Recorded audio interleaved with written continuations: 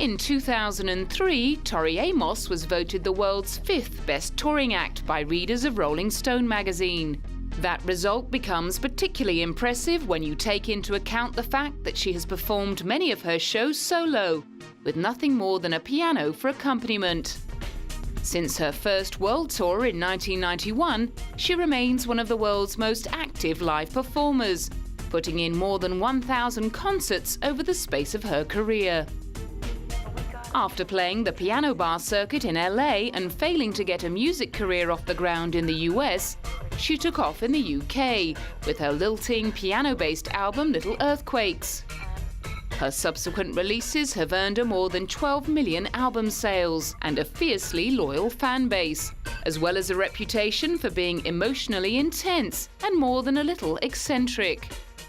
In 2007, she backed up the release of her 9th album, American Doll Posse, with a live show featuring 5 feminine alter egos. I must be honest, watching the wardrobes come in for the girls is, I've never experienced anything like it, because I know what it's like to be the redheaded person, but then to be this glamorous Santa who, the things that she wears, I mean, husband was even looking at them coming in and saying, do I get a date with the one that wears that frock then?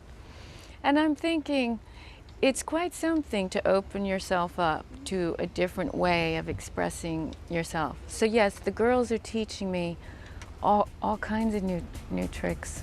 In many ways, she felt that she'd been coming to this album all her life, and that American Doll Posse reflected the complexities of being a woman. As inspiration, she looked back to ancient Greek history, to a time where women in all their facets were considered divine. Women are relating to this project because all of us have more, we're complex creatures, and I think we're being unfair when we say, well, we have to be a part of the intellectual set, or we're part of the rebel-rousing set.